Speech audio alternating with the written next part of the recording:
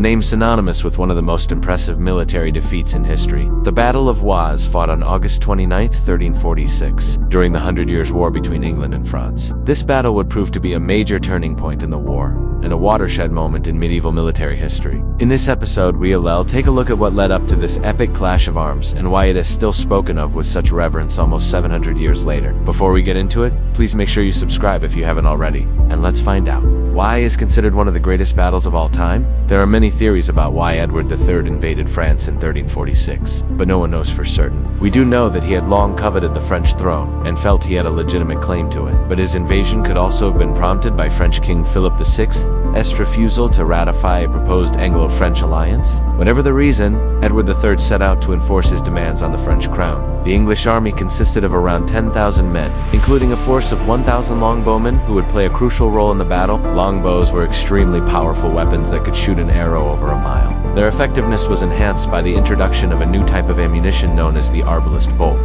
Unlike regular arrows, which were blunt, these bolts had sharp metal heads that could penetrate armor. The English advanced through northern France, gathering allies along the way and winning victories at the battles of Hardale and Blanchat. These victories made Edward's forces larger and emboldened him to march on Paris. But before he could lay siege to the city, news arrived that French forces were approaching. On August, the two armies met near the village of Crécy.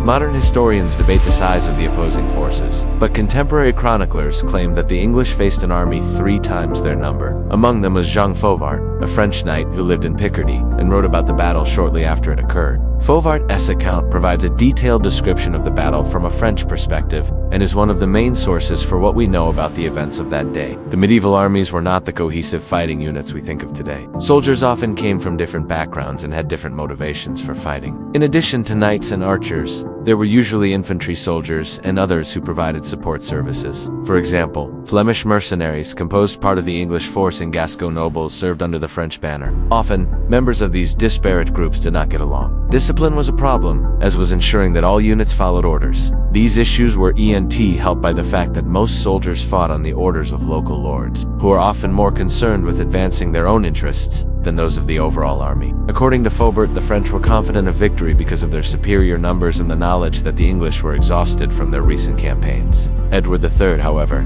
was unfazed. He knew that his longbowmen could hold their ground against any cavalry charge. English knights were well trained and disciplined. As for the French archers, they were no match for the power and range of the longbows. The English set up camp on a ridge overlooking the valley where the French were positioned. This gave the English archers an elevated position from which to fire on the oncoming French troops. From a tactical point of view, it was a smart move. However, it wasn't the only advantage the English had. The presence of a marsh between the two armies forced the French to take a wide berth around it. This meant that they were more spread out, making it easier for the English archers to hit their targets. Faubert wrote that the English had placed cannons on the crest of the hill to fire upon the French, but the guns used by the English were probably small cannons, mortars, or possibly even catapults. They wouldn't have been able to do much damage to the heavily armored knights, so the longbow was the weapon that really won the day. The French began their advance, slowly moving forward and launching volleys of arrows at the English. The English returned fire, but their aim was true, and they inflicted heavy casualties on the French.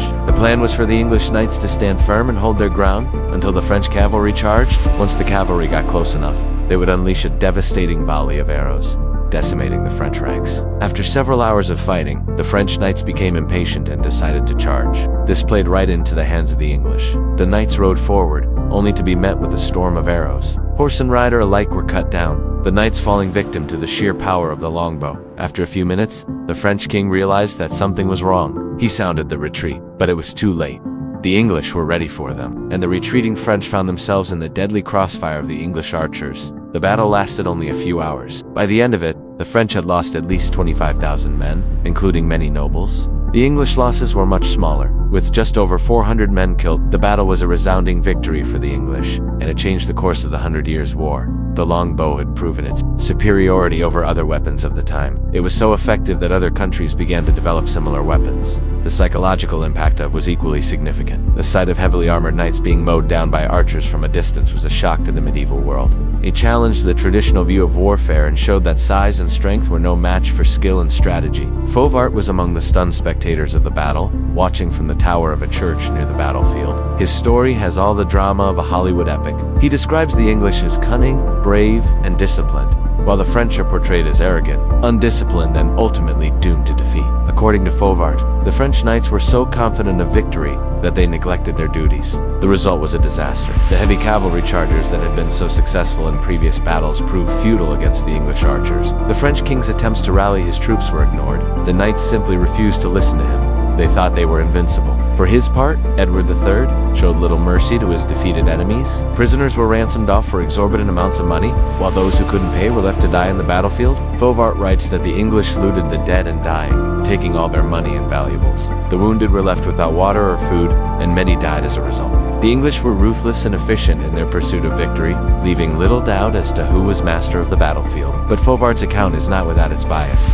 He clearly disliked the English and their longbowmen in particular. According to Fauvart, the English were masters of deception, and they used every trick in the book to defeat the French. They pretended to be tired and exhausted, hoping to lure the French into a trap. When the French knights charged, the English stood their ground and fired volley after volley of arrows until the French were routed. The French, on the other hand, were portrayed as impulsive and hot-headed. They were too eager to engage the English, and this eagerness led to their downfall. The battle was a humiliating defeat for the French, and Fauvart spares no detail in describing the French king's despair as he watches his knights slaughtered by the English archers. The real reason for the French defeat is complex, and there's no single answer. The arrogance of the French nobility, the lack of coordination within the French army, and the introduction of new weapons like the longbow all played a role. But ultimately, it was the English skill and discipline that won the day. The longbowmen proved that they didn't need to be bigger or stronger than their enemies. All they needed was a good aim and a steady hand. The Battle of was a defining moment in the history of warfare. It marked the end of the medieval period and the beginning of modern warfare. The longbow had proven its worth and would continue to be used for centuries to come. It was a battle that pitted two evenly matched opponents against each other. Both sides were confident of victory and both had good reason to be. The outcome of the battle was not decided by brute force or superior numbers, but by skill, strategy, and a willingness to learn from one's mistakes. In the end, it was the English who prevailed, thanks to their disciplined and innovative use of the longbow. So what do you think? Did the tactics used by the English change the course of history? Let us know in the comments below. And don't forget to subscribe if you haven't already. Thanks for watching.